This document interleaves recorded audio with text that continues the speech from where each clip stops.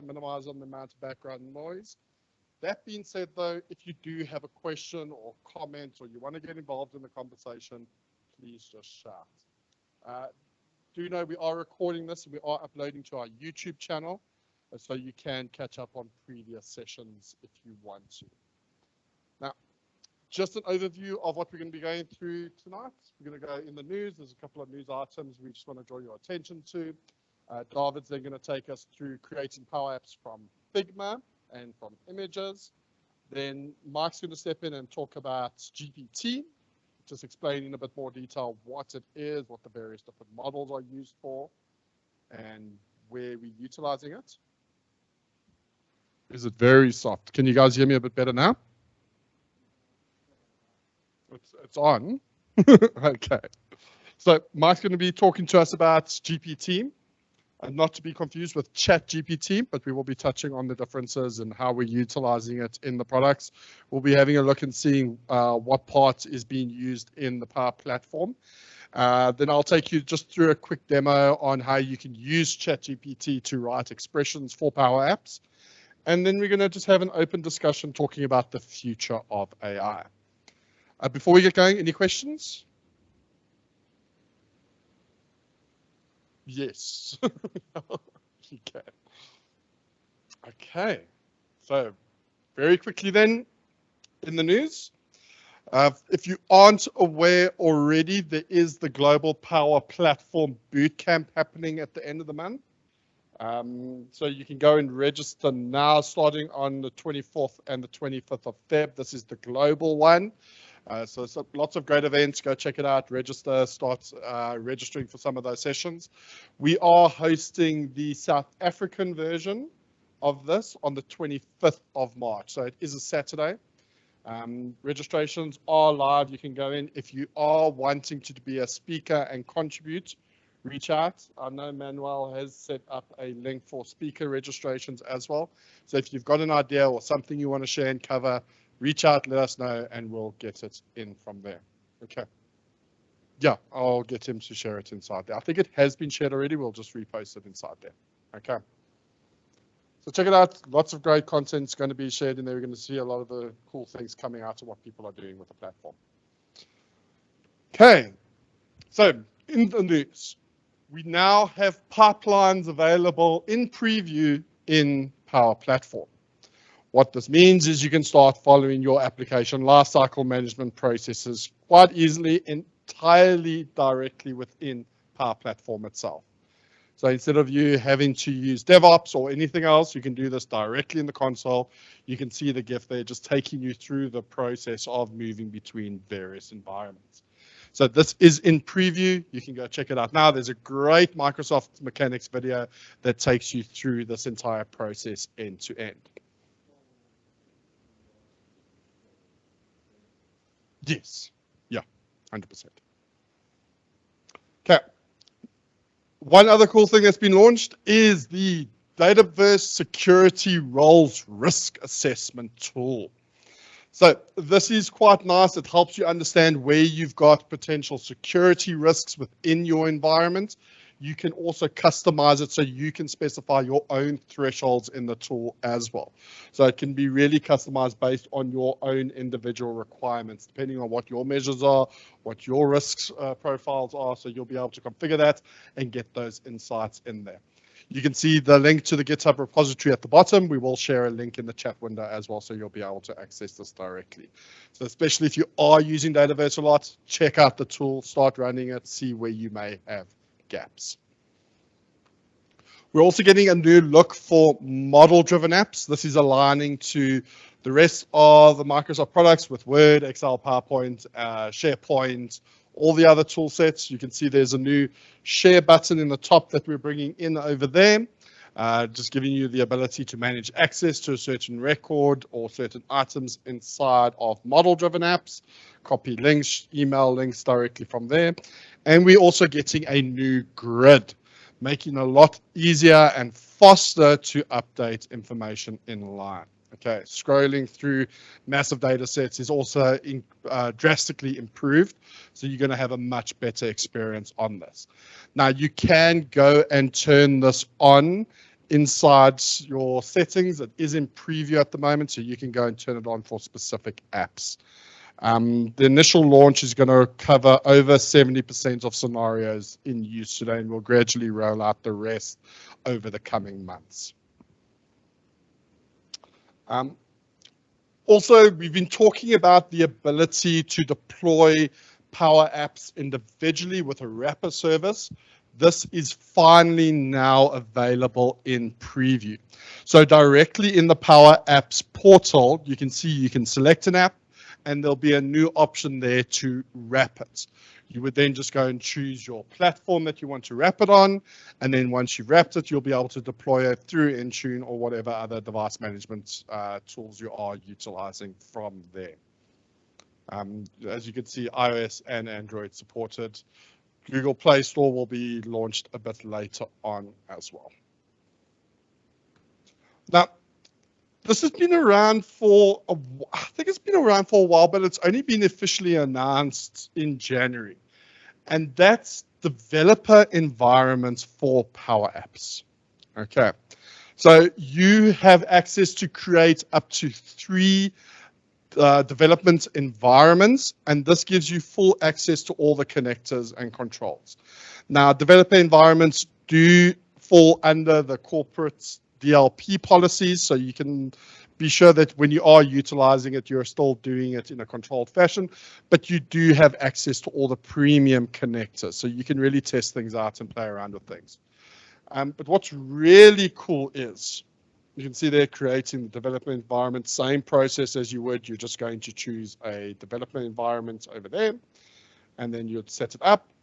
But then when you want to move items from a developer environment, there's a new copy function that we're bringing in. So you can see there, I can just say copy, and what this does is we'll copy either components of that environment or everything within that environment to another environment. So now you've built some things out in your dev, you've played around it, now you want to move it into a proper dev environment before you move into test. You can go through that process, check the status of all the items, and then move it across from there. Okay, this is really cool. I'm waiting for this to come through. It just makes things a lot easier to do. Any other news that anyone has heard of or would like to talk about? Yeah, Mark. I saw that the team Power App templates. So there's the inspection template, org chart, there's 6 or 7 of them. And the way you used to add them is you'd go into Microsoft Teams, and then you'd say, I want a new app, and then you'd choose from one of those templates. What Microsoft has now done is moved all those templates onto GitHub as open source repo. So this is really cool because you can now use the source code to create your own applications or learn from them. And so if you go and try and create those apps now from Teams, it actually just redirects you to the GitHub repo. If you do have one of those apps already in your environment, so you've created it previously, then those will just continue to run. It's just if you create new ones, you'll have to go and get it from the GitHub repo and deploy it that way, which is pretty cool. I'll pop the link in the IM window because they're also just nice apps to learn from. Yeah. What are those? Inspection, bulletins, employee ideas, issue reporting, milestones, perspectives, boards. I've just read them all. I'll pop the link in there. They're freely available. Thanks, Mike. Anyone online with anything that they would like to add or something that they came across recently?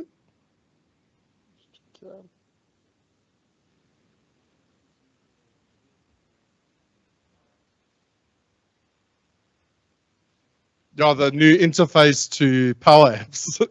Yes. Yeah, so you should have seen that change coming through as well. It's supposed to be, it's a lot more minimalistic. It's supposed to be easier to navigate. Takes some getting used to. Shock when you first see it. Yes.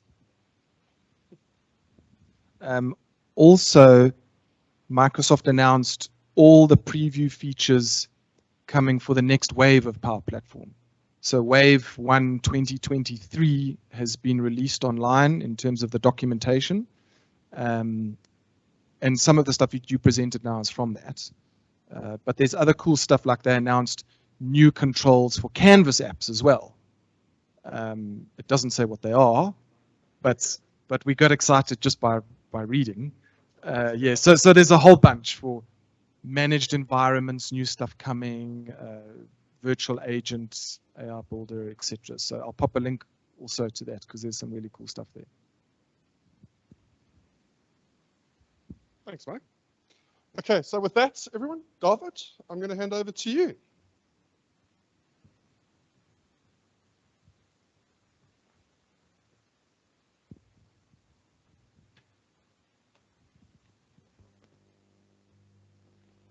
Okay, let's see if this thing wants to play ball.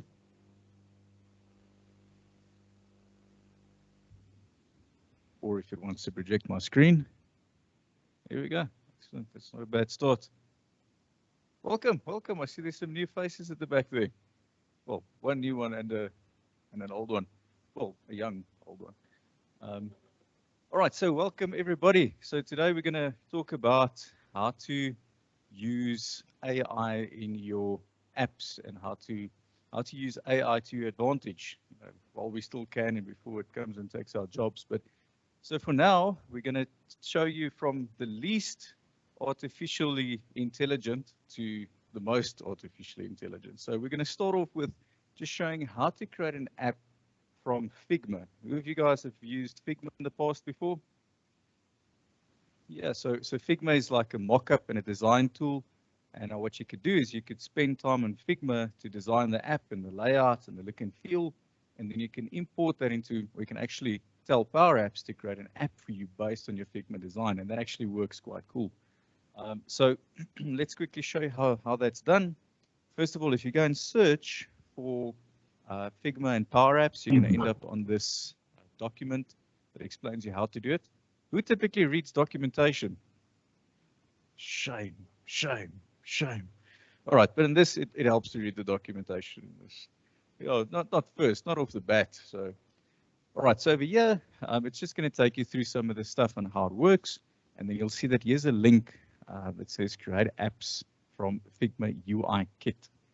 So, and if you've got a Figma account and if you click on this, it's going to take you into this template kit. That's Figma. Figma, you can even draw do mockups. It does beautiful mockups. So it's a development environment. Is that my split personality speaking? All right. So if you go into the app, you'll see on Figma, the design, you'll see on the left-hand side, it's got some read this first, and then it shows you to go and how to get started, and you can go and see what are all of the things that are supported and all the things that aren't supported. But then they actually make it quite easy, and they give you a sample app. And you'll see if you go into the sample app, it just gives you these 3 screens with some pretty pictures and pretty images on it. And essentially, we're going to now import this or tell Power Apps to create as a Power App that looks like this. All right, so we're going to go into Power Apps. And you'll see if you go to the Create menu on the left, if you have managed to find it with the new navigation bar on the left. And you'll see that there's an option here to create an app from Figma. And you'll also note that it's in preview, which means it works pretty well. But if anything breaks, Microsoft is going to tell you, sorry, it's in preview. All right, so it's going to ask you for the app name. And here we can just say, accessed from Figma. One-hand typing is always fun. What am I doing here? Right, so then link to the Figma page. So here, if you go into Figma, we actually have that app, and you right-click on the sample page, and you go to copy link to page. You just copy that into Power Apps. And now it's asking you for a Figma personal access token, which sounds kind of scary. But all that it is if you go into the file menu, and you go to help and account settings, the bottom, you get to create a personal access token. So let's just say this is for Power Apps. Oh, that's crazy. Yeah. Emu laugh lost. All right, so there's the access token. I'm just going to copy this across into Power Apps. And I'm going to tell it I want a phone layout. It doesn't build a responsive app. It doesn't do all of those fancy things for you. It doesn't build any business logic, obviously, but it does give you quite a good start from a layout and a look and feel perspective. So it's getting things ready. It's always good when things are ready.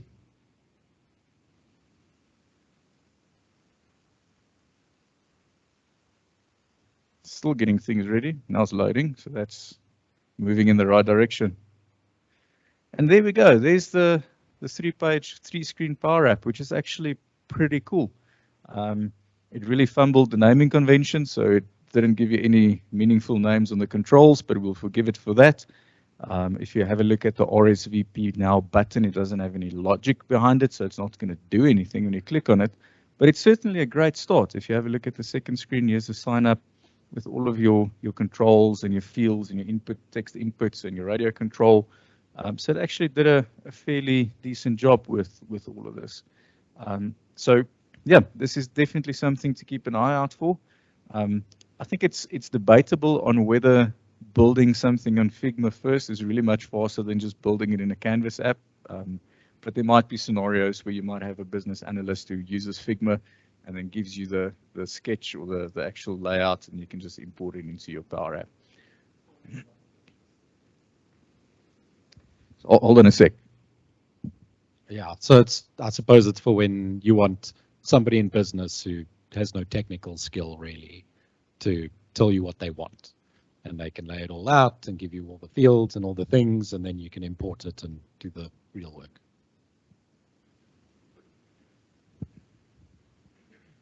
Yeah, that's definitely something to look forward to for business to tell us what they want. All right, so that's the Figma app. Any questions? All right, so this is pretty cool. Keep an eye out for this. Let's go and look at the next one. Now, the next one, this one I can sort of see in the back end how it works, because it just looks at the controls it gets from Figma, and that's mapped. So I can still sort of understand how that works, but now it gets a little bit crazy. All right, so you'll see another option that it has over here is build an app from an image. All right, so there the idea is you can draw a picture on a whiteboard, take a picture of the whiteboard with something like Office Lens. Who uses Office Lens? You really should make a note, do yourself a favor, use Office Lens. It's fantastic, all right? And it's free for now. I don't know for how long, but it's free for now, so use it. Yeah, it's phenomenal. You actually take a picture of a document or a whiteboard at an angle, and it just stretches it right, and it puts in the right perspective, and it's like perfect qualities for making notes and these sort of things. So with this, the idea is you draw a page or a screen on a whiteboard, you take an image of it, and you give it to Power Apps, and it builds an app for you. All right, so I'm going to give you some examples. So here's a very basic example that I've drawn in whiteboard. All right, so it's a very simple, like 3 field, and the third one is a drop down, and you should guess that by the little diamond thingy on the right hand side. And then I've got a radio button, which I'm trying to figure out what I wrote there. So we'll see what Power Apps does with that. All right, so let's go and give it to Power Apps and expect an app from that. So if you click on image, it sort of gives you an example of good images and bad images. Looking at this, I think mine sort of falls under the bad image category. And then it will give you some other things. So it's not great at having dark backgrounds, so it's difficult for it to read that. It's not great with complex forms, although it's actually pretty decent. I'll show you an example of a complex form just now. And then also if there's multiple pages which you've stacked, it's not good at that kind of guessing game. So yet. All right, so let's go and say next. It's going to ask me what's the app name. I'm going to say test 1 from image. going to choose my own file.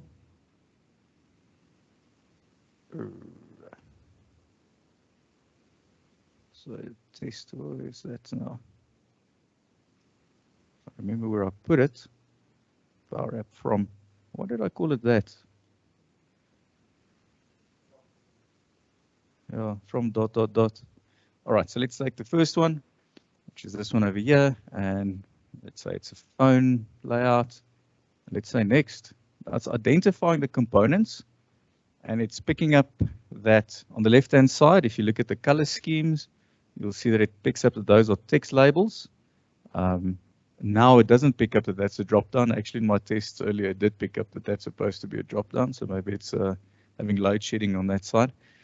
But then you can go and click on that control and say, well, that's actually a drop-down. So that's fine. And the rest is pretty much good to go. Okay, yeah, I didn't pick that up, so you can go and say that's a radio button. And ideally, it should have picked up that it's one radio button and not the radio controller, not two. You can also now tell it to provision a Dataverse table view or an entity. So I think the naming convention might be less than desirable, but it's an option. You could do that. Or you could just say skip it for now.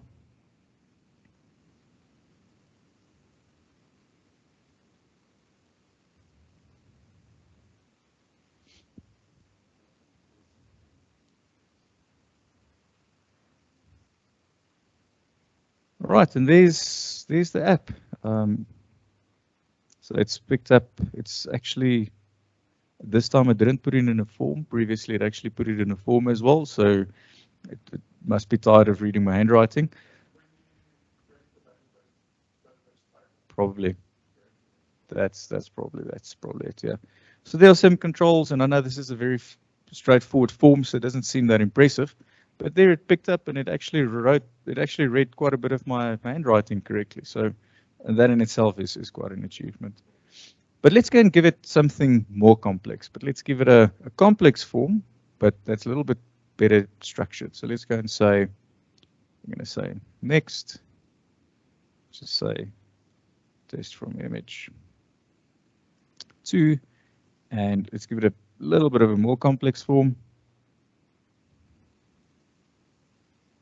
Let me just show you what that looks like.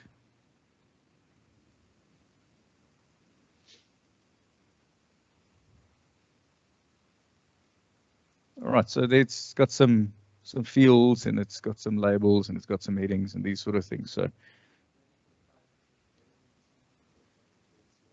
yeah, take a picture.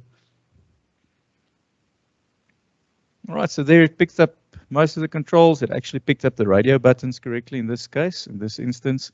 Picked up the drop-down control, text labels, text input. Yeah, so that's pretty decent. So I can say next. Let's create a Dataverse table for because Dataverse tables are cheap today. So those are the field names it's going to create, so the column names. Yeah.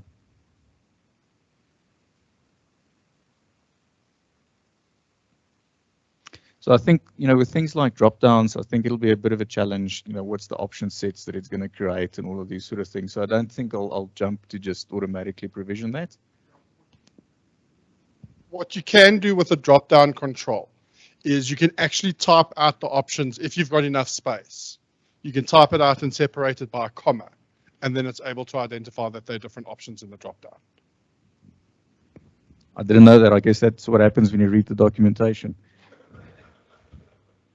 Right, so you'll see that I've got a warning over here. If I'm going to have a look at it, it got confused with its quotation marks. So it sort of thought that there's two quotes at the end of that text string. So if I fix that, put all the controls there, did a fairly decent job at reading all of this, and you can now go and do the spacing and then building the business logic. All right, so that's fairly decent. I don't think it's obviously still in preview, so it'll seemingly just get better from here. Yes. Yeah, so it's correct. So you're unfortunately not going to be able to. So I think this is good for like a form type scenario where there's a lot of repetitive fields and you really just don't feel like creating all of them. All right, so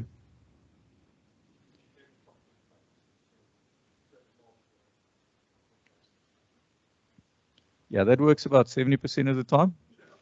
I'm usually quite happy when it does. Right, and then the third, just give it a very complex scenario or form, and just show you what it does with that. Just for interest's sake, so there's a more complex one. Unfortunately, it doesn't pick up all.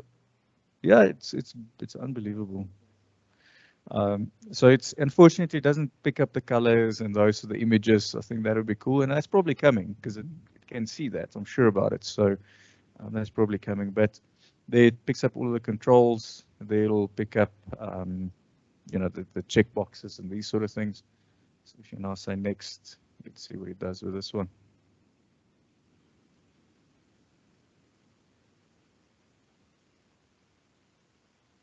So I don't want to know what kind of wizardry has to happen in the back end to make this happen. I always tell myself that the people who developed this did not struggle with high school math. All right, so there's our complex form. And again, it's got all the text in there. You might need to spend some time on layout and obviously business logic, but that might be a good place to start from. Good. Any questions? Yes. Sorry, just for the online guys to. Once you're inside the form, does it only mean that you can select the box and move it around and reshape that whole thing? Obviously easier than going to retype and create your own boxes, etc. Okay, that's pretty cool. Yeah, I think exactly that, and I think it's good for a lot of repetitive stuff, and but I think it also depends on the kind of development that you do. Sometimes when there's a lot of very specific styling you need to do on input fields, it's sometimes better to get all of that work done once, and then just copy and paste that control, and then it's easy. Then you don't have to redo all of it, because the styling can actually take quite a bit of time on a Canvas app to make it look pretty. Yes, Tabu, you've got your hand up. Good afternoon. Good afternoon. I just want to find out, can you draw out a gallery or anything else besides a form? No, so in the documentation, it lists it as one of the things that it doesn't support. Things like shapes, icons, galleries, these sort of things are not supported at the moment, but I'm sure it'll get there. Okay, cool. Good. Any other questions? It's like a password manager. It's actually quite cool. It's a keeper, you know. Good. Any other questions? Thank you. So now I'm going to hand over to Mike. He's going to show us some more artificially intelligent stuff. Thank you.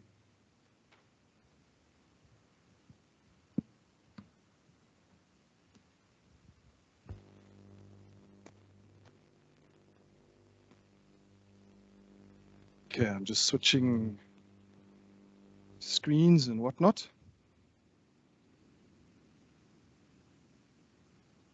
And I've got teams within teams. It's all pretty crazy.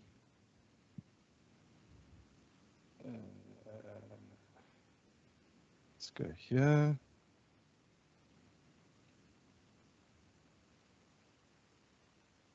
Come along.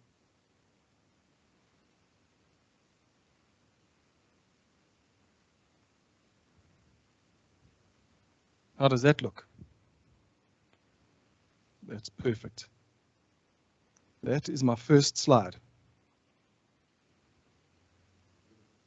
It's amazing. Okay. So, how much time do I have? An hour. Goodness gracious, I can't speak for an hour. Okay, so this is what I'm going to cover off. I'm going to cover off an introduction / education session on what is some of these terminologies. You know, what is GPT-3 or 3.5? What is ChatGPT? What is DALL-E? What are these things? And the reason why I'm doing this is because they seem to be used interchangeably, and like it irritates me. You know, I've heard people say, and I want to integrate a virtual agent with ChatGPT, and that's not actually what they mean. They mean something else.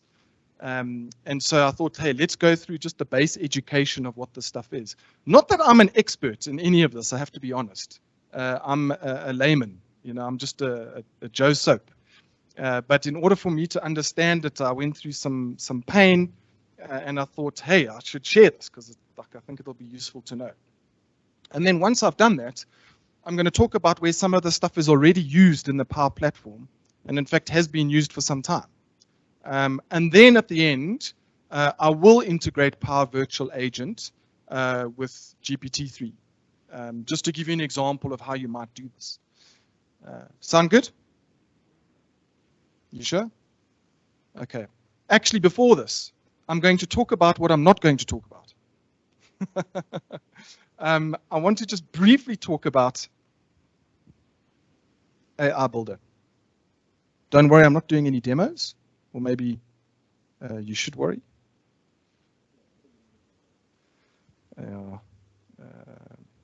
Sorry. See, this is what happens when you, when you have too many windows open. Let's go here.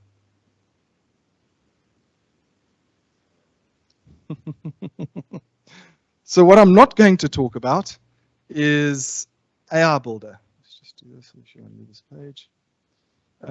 So I'm going to talk about what I'm not going to talk about because it just gives a little bit of background. So the topic today is all around AI, and so you would think we would talk about AI Builder because it has AI in its name. But we're not, because I'm assuming most of you know about AI Builder. But I just want to talk about it for a second because it's a different type of AI to the AI that I am going to talk about. So in AI Builder, there's AI models that either ship as part of the solution, or there's AI models that you can create through training. And there's AI models that allow you to extract information from documents. So for example, I can give it a handwritten document, you know, a form that's been filled in, and it extract information from it. Personally, in my real life, I do this with Eskom invoices. So every month I get an invoice from Eskom. A Power Automate flow picks out that invoice out of my mailbox. It extracts all the information out of that invoice, and it adds it into an Excel file for me. So I've got this, you know, this Excel file of all my invoice values over the past period with meter numbers, etc., etc. So that's an AI model that I trained inside of AI Builder to extract information out of a document. And it can do structured documents and unstructured documents. And there's models to extract information out of pictures. You know, I can give it a picture and it'll tell me if there's a human in it, or a banana, or whatever it might be, or a hot dog, or a cracked windscreen, or whatever it might be. There's models in there that predict stuff. So based on historical data, it can predict future data. So these AI models have been around for some time. I would like to say they're used daily in organizations. Maybe they are, maybe they're not in your organization, but they're certainly not new, and that's not what's like hit the headlines in the past few weeks. Okay, what's hit the headlines is a different type of AI. And that is what we call generative AI. The ability for models to produce and generate stuff. Does that make sense? Okay, so here's some examples from OpenAI. So OpenAI has developed a few models over time. Here's 3 of them. There are other models that are generative AI models in the industry. These are the ones specifically from OpenAI. And one of them is GPT-3. And GPT-3, an example, and it's generally a text-based generative model where I can say, hey, give me something, and it'll generate some content and give it to me. So for example, write a tagline for an ice cream shop, and it gives me back, we serve up smiles with every scoop. Okay. As I said, that model's been around for a while. It is used in several Microsoft products and has been for some time, but there's more coming down the line. I actually saw, is it Viva Sales from Microsoft? Where what that does is for sales folk, it will suggest and create content in emails for you. So you don't have to think about what the email content should look like when you reply to a potential customer. Yeah. So it's generating content text for you. Another one that's interesting is Codex, and Codex is essentially generating code for you. So for example, here we can give it, for example, what a table structure looks like, and then ask it to generate us a SQL query, and then it generates a SQL query for us. Okay, Codex. You might have seen some examples of this in the past few weeks as well, and similarly, you might have seen some examples of this in the Power Platform, which we'll get to in a few minutes. And then the other one I want to talk about is DALL-E, and this is freaky. This will generate pictures, images. So you can say, generate me an image of a dog with black and white spots. This one here is generate me a painting of a fox sitting in a field, blah, blah, blah, and that's what it generates. It's become quite advanced. There's version 2 of this, which you can also start doing, like you can give it an image and take out a portion of the image and say, okay, edit this image, and where I've taken it out, superimpose a dog, you know, a flamingo or something like that, and it will do it for you. So yeah, so it's pretty cool. You can see certainly from a business perspective use cases for most of this. The image one's more interesting. I'm not so sure of too many use cases in business for this. I'm sure you can think of some, but I can't. Pardon? Yeah, I guess generate some images for your website, maybe. I don't know. Yeah, marketing material. Yeah.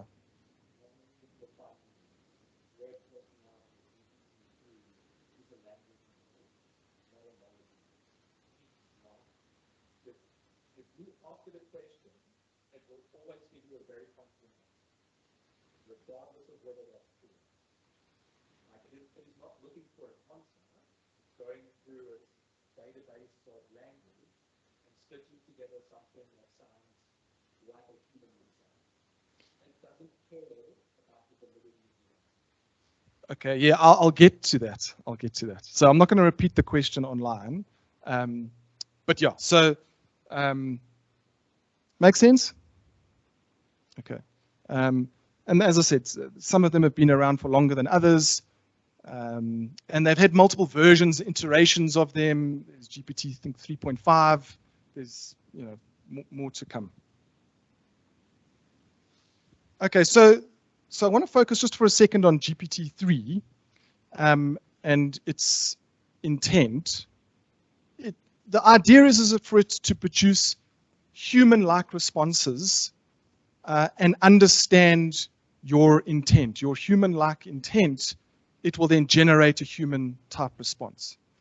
Is it always accurate in its answer? No.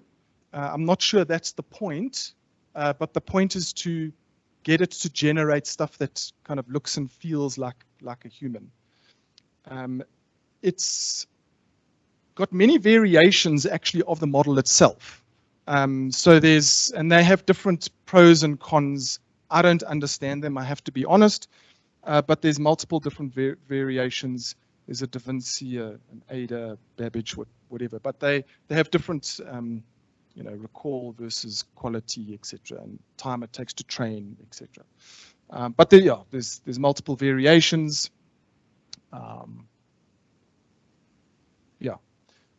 Another good example here is Text summarization. So for example, I give it a huge piece of text, an article, and I ask it to summarize it for me.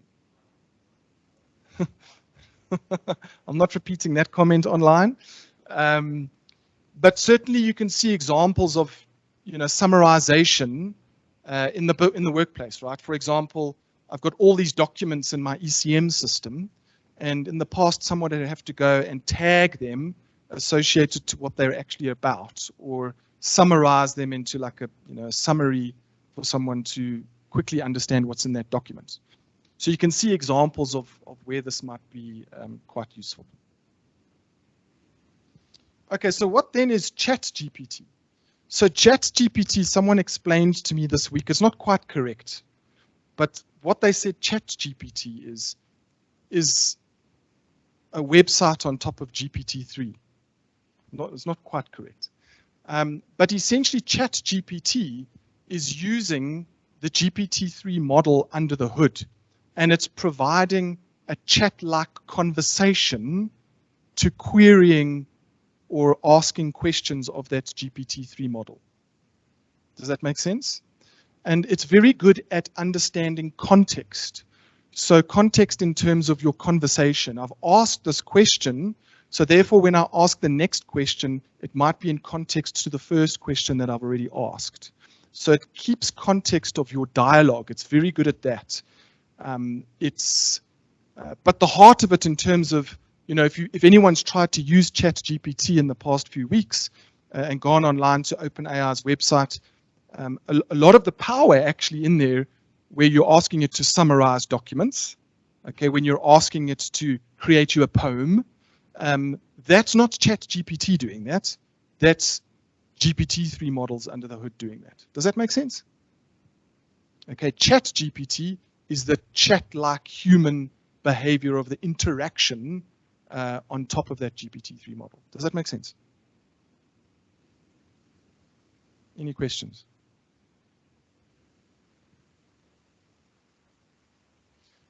It's not designed to be the oracle. Like, I think lots of people are using it and going, oh, but it got this answer wrong. It's like, it's not actually designed, that's not what it's showing off. ChatGPT is showing off human-like conversation.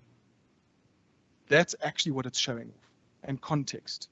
The fact that it might get some stuff wrong, its opinions might be wrong, well, that's, actually when you go and use it, it tells you. It says, hey, I might get stuff wrong, and I might be offensive. It even says that I might be offensive. But that's not the actual point of what it's trying to show off. It's human-like behavior. Exactly. And you can.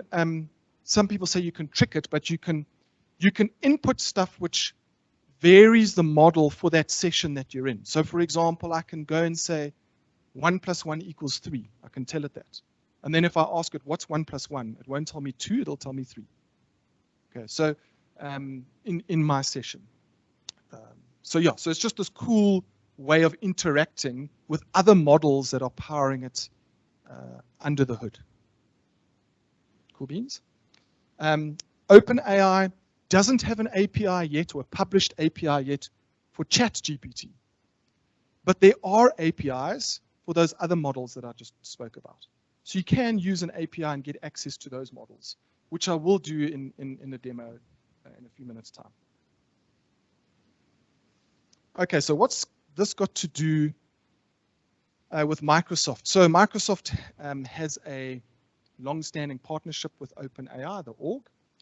And one of the things that this allows us to do is to offer OpenAI services on Azure. So one of the cognitive services, earlier on I spoke about, hey, I want to extract stuff from documents, I want to extract stuff from images, etc., etc. So those are using the cognitive services like where are we here? Vision or language, etc. And you'll see there's a new box there called OpenAI Service. So you now have the OpenAI service running on Azure as a platform as a service.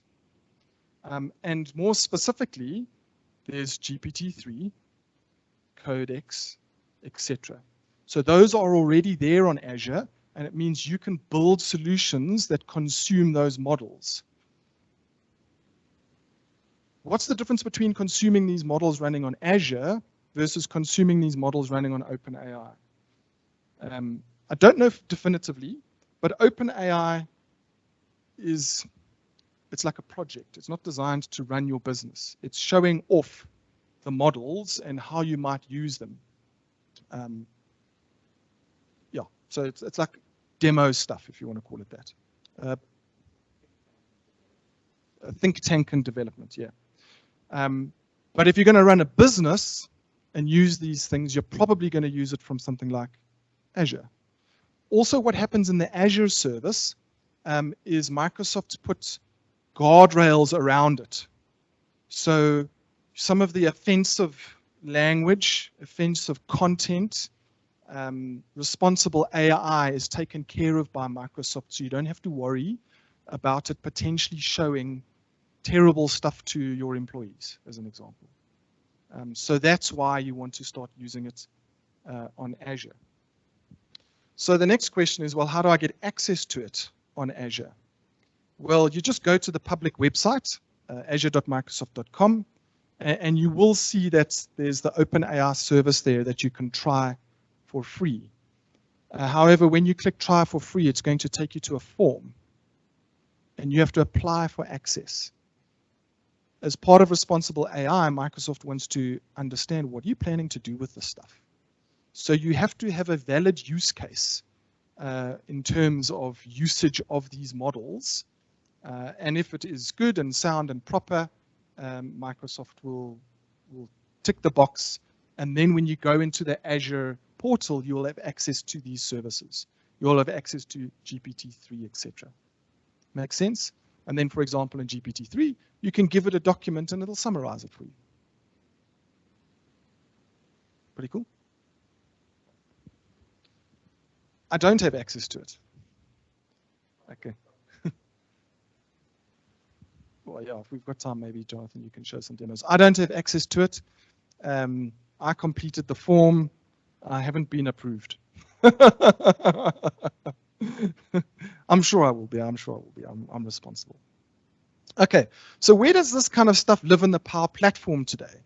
So I think the first one to talk about is how GPT-3 powers natural language to PowerFX. So this has been there for some time. Power App Ideas is what it's called. And so in Power Apps, what I can do is I can type a human type language for filtering, let's say, a gallery, and it will return an expression for me. So this, as I said, it's been there for a while. So for example, I can go and say, show 10 orders that have stroller in the product name and sort by purchase date with the newest on top. And then it'll generate the expression, the PowerFX expression for me. And then I can use that in my app. And if you've never seen it, it's this. Okay, so I typed in, well, I didn't. This demo is typing it in.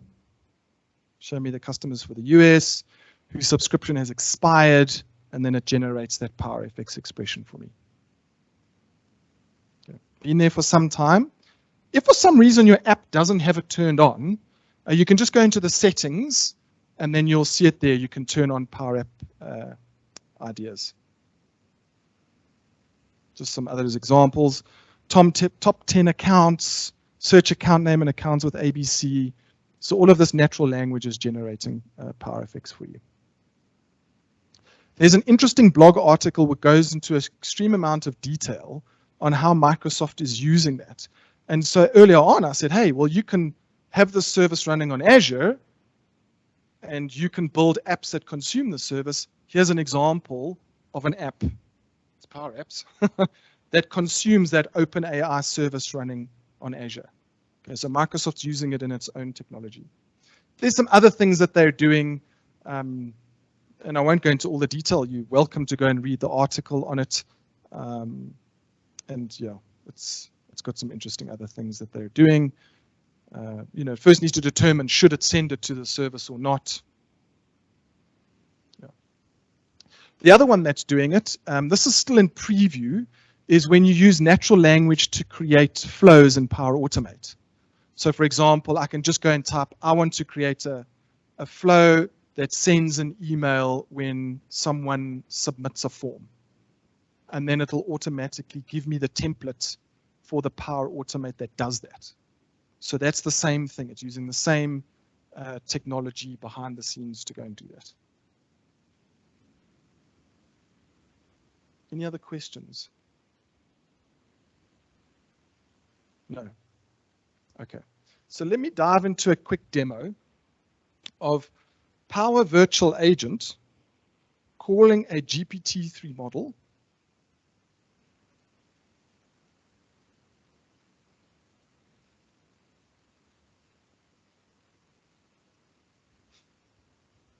So Power Virtual Agent as a bot is very, it's most often used for, I'll call it guided conversations, almost like wizard style conversations.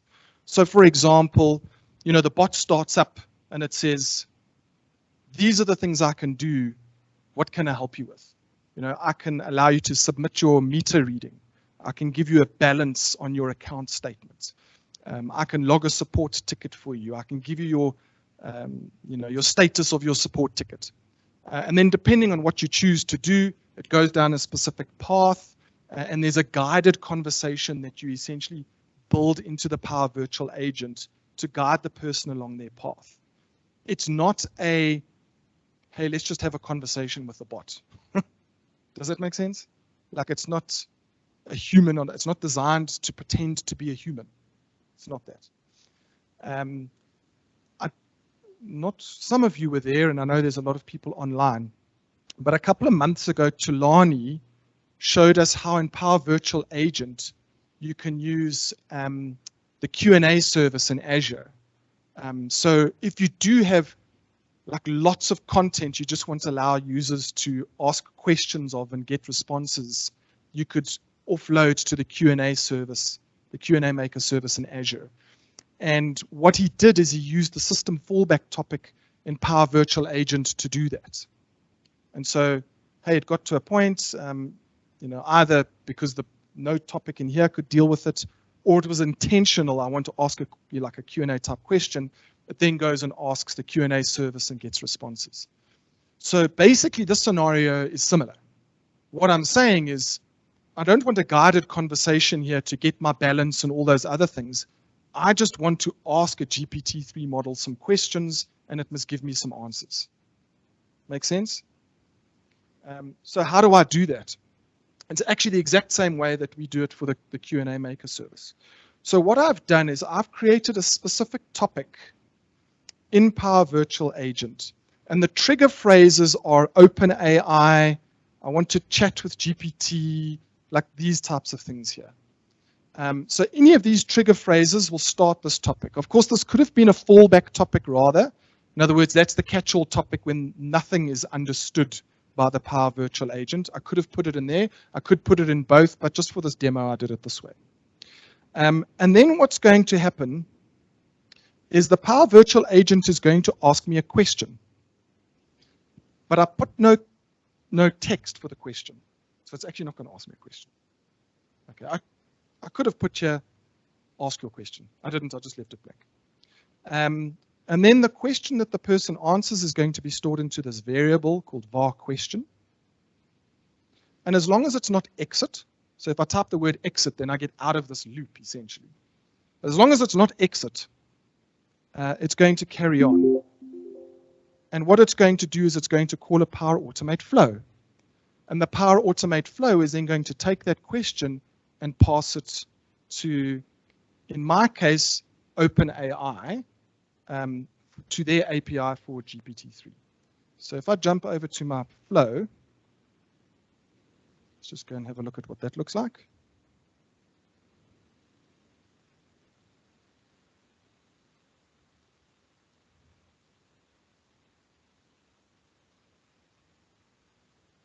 It's really not complex. It's super complex. No, not at all, not at all. So in my Power Automate flow, There's one variable that's coming in, which is my question input. So that's the question that the person asked. And then what I'm doing is I'm using the HTTP action to call the OpenAI API. And specifically, that's the completions API that I'm using. I need to authenticate, so I'm going to move on quickly, because I'm not going to show you what my token is, or you've probably already seen it. And when you pass, when you use this API, one of the things it wants to know is what model am I using? So I'm using the Da Vinci model, and then I'm passing in my question, and then it's going to come back with response, right? So it's going to come back with a response. I'm doing some interesting stuff on it to convert it into a format that I can deal with, but essentially, at the end, it's going to send the response back to the Power Virtual Agent. Happy days?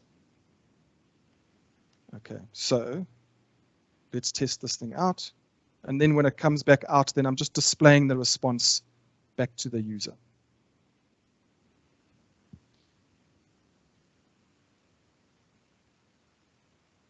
I've been asked a lot over the past few weeks how to do this. Not whether I should do this. Because understand what I'm doing here, hey? Like I'm creating an internal bot. Potentially this is internal, it could be external. But let's just assume I'm creating an internal bot for my employees to ask the OpenAI GPT-3 model anything. Anything. Employees don't know that are using this.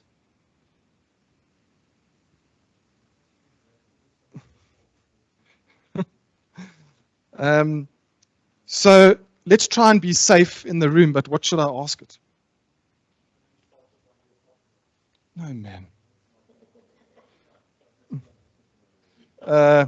Let's do this. What is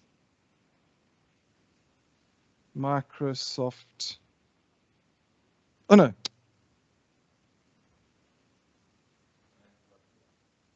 I first have to start my topic, and I just made it that I have to start it like this. So now remember, I'm asking a question, but I'm not showing you the text. So it actually has asked me the question. You just can't see it. Okay. So now I'm in ChatGPT. Well, I'm not in ChatGPT. I'm in GPT-3. Okay. So what is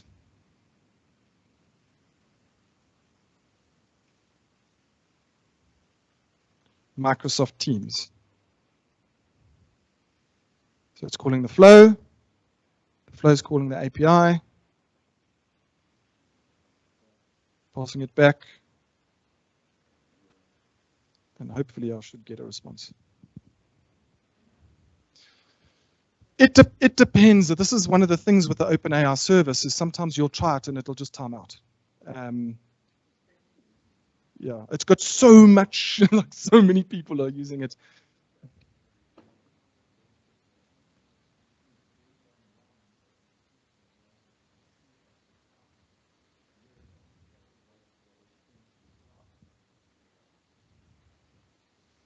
So there we go.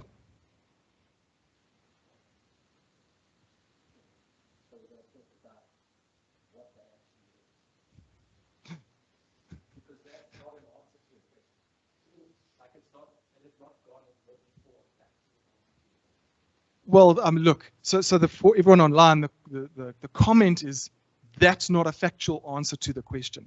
And I guess that's not the point. Like, I think that's where there's a lot of misunderstanding. You know, like it's going to replace search engines as an example. Like, this is just my personal opinion. It's not, because a search engine is going to give me lots of people's perspectives. And I want to look at different people's perspectives and look at different answers and decide for myself what I want to use, if it's sample code or whether it's an answer to a question or an image. This is giving me one answer. Is it the right answer? Who knows? But yeah, 100%.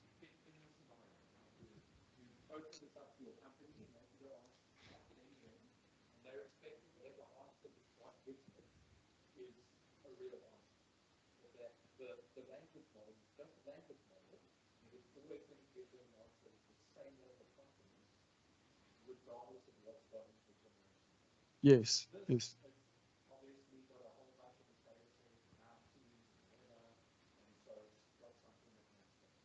Yeah.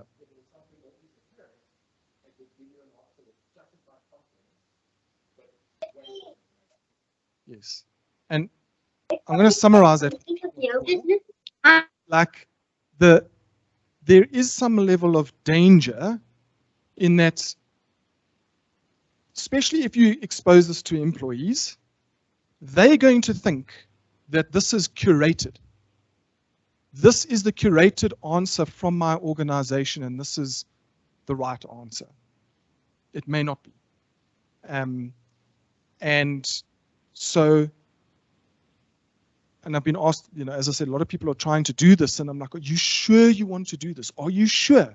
They're like, yeah, we don't want to manage FAQs. I'm like, yeah, but with FAQs, you get the benefit of managing them. You get to curate the answers. Whereas here, you're not curating it. You don't have that level of control. At this stage, with this OpenAI service. Now, when you start using a model like this on Azure and you start, for example, influencing it with your own organizational data, then it becomes really interesting. Okay, so then I start pointing it at curated content that I have, and it will only respond with that content. Yeah, yeah.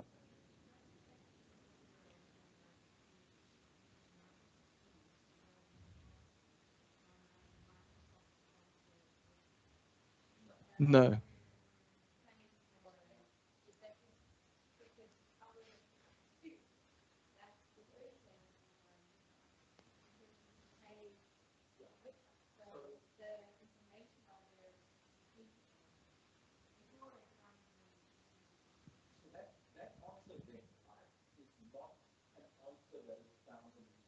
Hold on. Sorry, the question was like, where is it sourcing that answer from, essentially, right? Is it a curated source? And that answer there is not a sourced answer. It has not gone to a website somewhere and copied that answer and presented it to you. It's a language model. So what it's done is it's looked at your question, and in its language model, it's like, okay, as an answer to this question, I can stitch together these different words in this order, and I know from previous training that that is an acceptable answer. It has no context of what that answer actually is, right? It doesn't have any concept of what it means. It is just a language model. So it will always give you an answer regardless of what the topic is and whether it's factual. Like, it has no checks for factual accuracy. Like, depending on what it's trained on, if a bunch of the stuff that it's trained on matches those words together, then it will use them together, and that makes it more likely to give you a correct answer. But there's no fact checking involved in this at all. It is just a language model, unless you do something like train it on your own corporate stuff. So yeah, but the GPT-3 model is just a language model. So you've got to be so careful with it. It's a generative model. Yeah. It's making it up new out of whole cloth. It is not fetching it.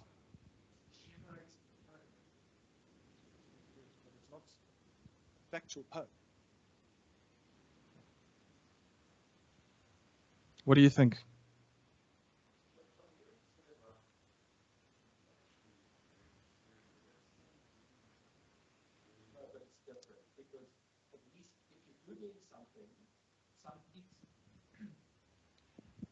Okay, it was the question was equating it to like a Google answer, right? Like, if you Google something, you don't know that that's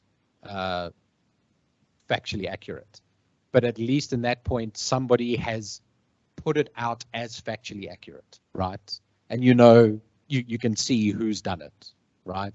It's Joe's Soap, or it's Ars Technica, or whatever, right? You can see the source. This thing doesn't have a source. It is making it up. It is generating it randomly.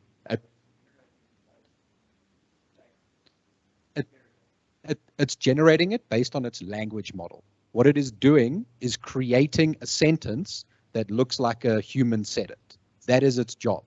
Its job is not to give you accurate information. Its job is to create a human sounding sentence.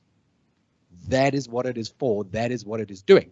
That's why it works so nicely for prose and poetry and whatever. It's really useful for like brainstorming. Give me like 10 things I could write a blog post about. It can go and stitch a bunch of stuff together and present those to you. It is in no way designed to give you factual information. There is no fact checking involved. It is creating random sentences. They are very complicated random sentences, and it goes through a lot of effort to make it sound like it's human and it's very confident, but it is not factual. There is no fact. I can't overstate it enough. Like, it is really dangerous. Maybe I'm insane, but like, as I understand it, that is the thing. In any factual information you get out of it is incidental. So ask it to explain Power Apps delegation issues, or what is the consideration around Power Apps delegable data sources. And I agree with you that it's got no way to actually go and check the facts. But if you're going to have a look at Stack Overflow, you'll see that it's the same thing. Somebody would give an answer, and then you have the first reply is somebody replying saying you're an idiot, and then the third reply is somebody saying don't be nasty, and then the fourth reply is somebody coming up with a better response. But it's based on the information that it's been interrogating. If you're giving it information, and in this case, it should understand Power Apps delegation, and if it comes back with a reasonable answer.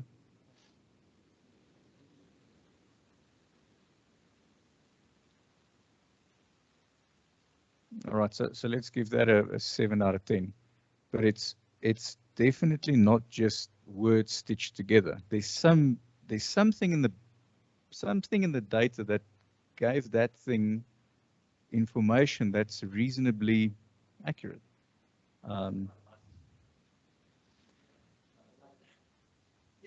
So I understand there's no way for that thing to factually or morally know whether something is right or wrong, but it's based on the information that it's been going through.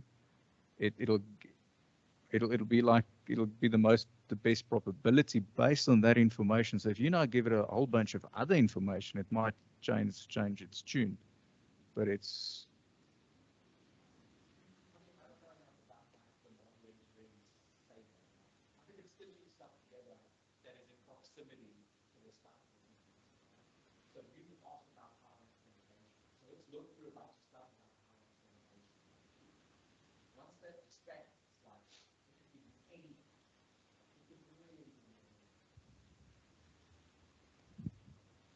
Yeah, I'm not an expert in the actual models under the hood, but I hope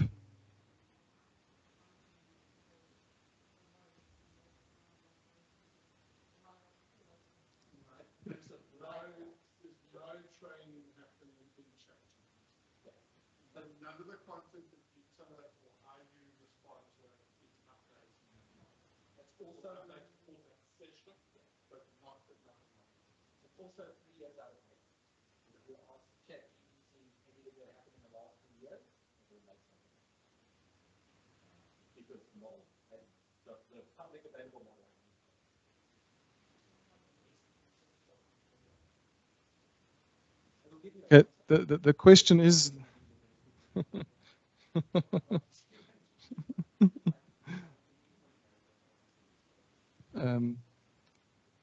So the question for everyone online is, what is the best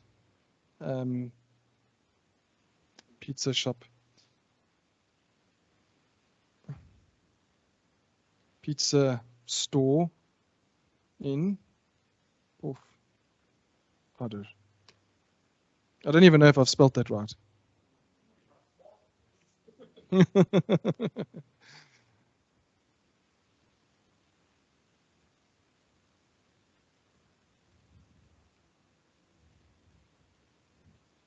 It's pizza perfect.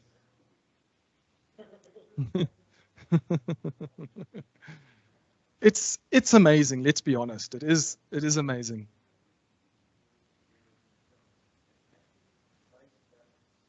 Yeah, and it's 100%. I mean, and when they talk about the source content that's been used to train the model, nothing newer than the last 3 years, though. It's, I guess, similar to how maybe a search engine works in terms of ranking. It probably has something like that under the hood. I'm not an expert in understanding how the model actually works under the hood, and I'm sure there are others.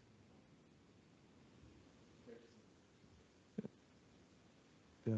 So everyone in the room is checking if there is a pizza perfect in Puff Ada.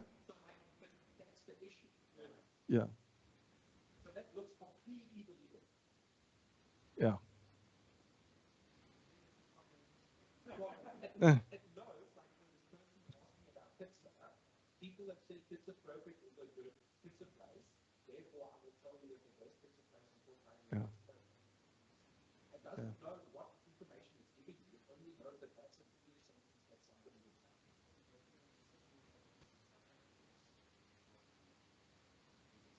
Yeah. Yeah.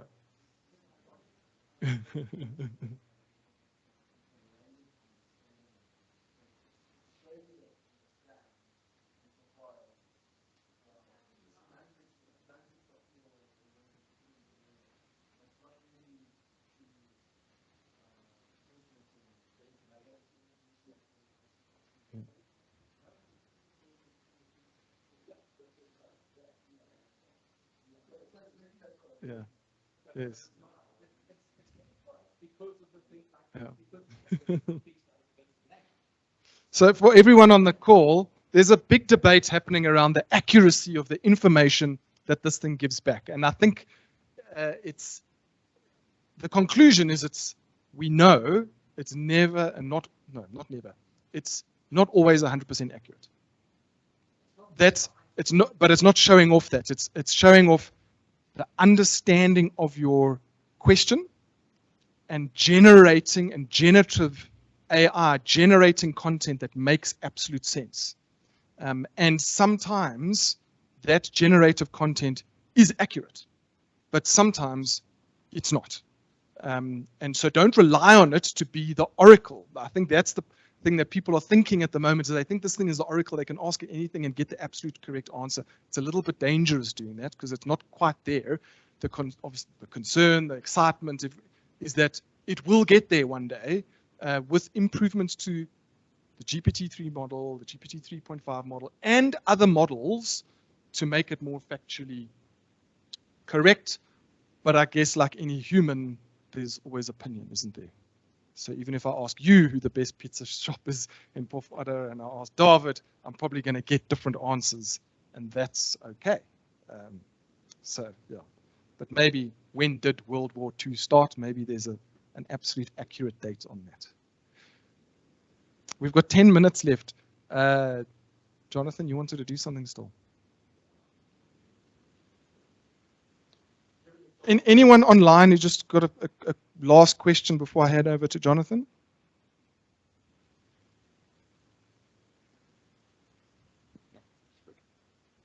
Okay, that's a no. But hell's bells, we could have an interesting conversation for a long time.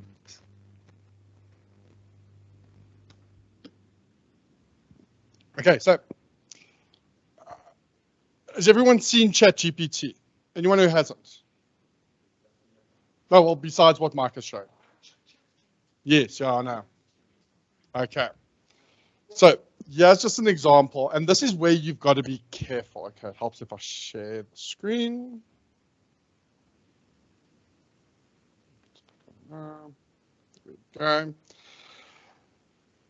What we've been seeing happening, and this is what's causing a lot of problems, is people are asking it to write a PowerShell script to do X, and then taking that and using it as it is, not understanding the context around us.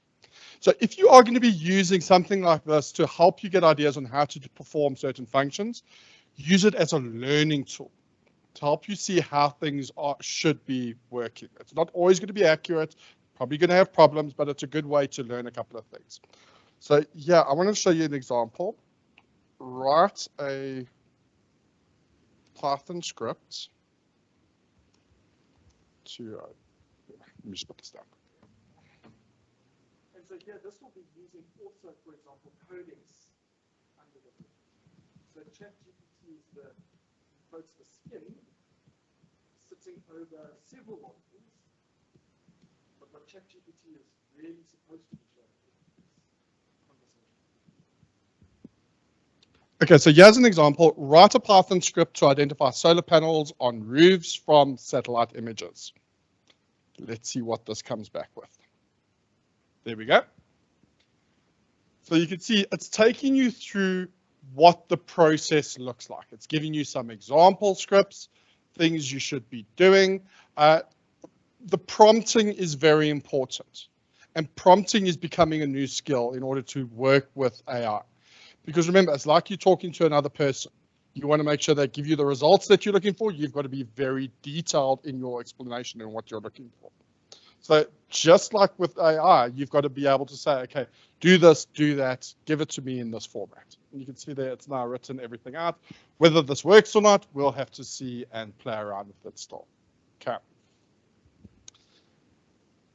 See there we go. Find the corners of the solar panel. So there we go. It's picking up all the individual components of that. So we would have to play around with this, go and test it, and then see if it works. But yeah, let's have a look at two other things quickly. Now, let's generate an image. Okay, so let's show you. Now, these images are also a bit funny. I've seen some really freaky things come out. It doesn't get details 100% right. Like we had a picture of a woman, it looked like she had 1,000 teeth in her mouth. Or she had 15 fingers on one hand. So there's a lot of minute details that aren't quite correct. So let's go here.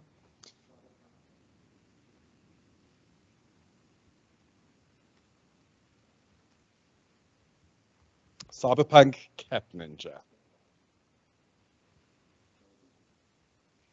So like this, you've seen Designer coming out.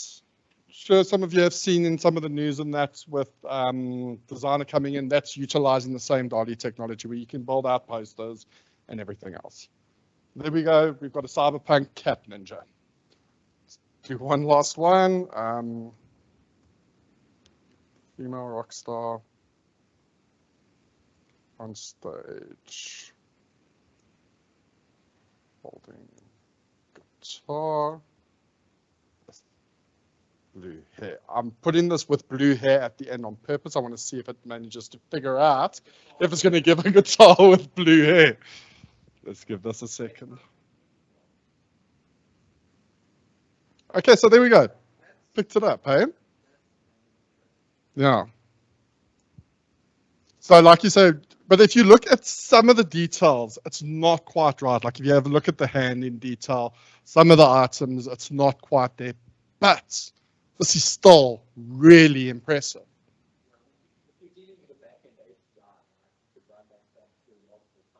Until you get, yes, 100%. Yeah. Yeah. It's not going to, yeah. No, this one, once again, it's not there designed to train from there. Oh, there we go. Different image. Yeah, like you can see here. Hand doesn't quite look right. Yeah. Yes. Yeah. Okay. Any questions? I'll leave you with a really bad joke then. Why should developers use dark mode? Because light attracts bugs. Okay, with that, everyone, thanks for your time tonight. Hope you enjoyed it, got to learn something. Just remember, bootcamp, end of this month, and then the 25th of March as well. So go register, and then we'll see you all next month. Thanks, everyone. Cheers, bye.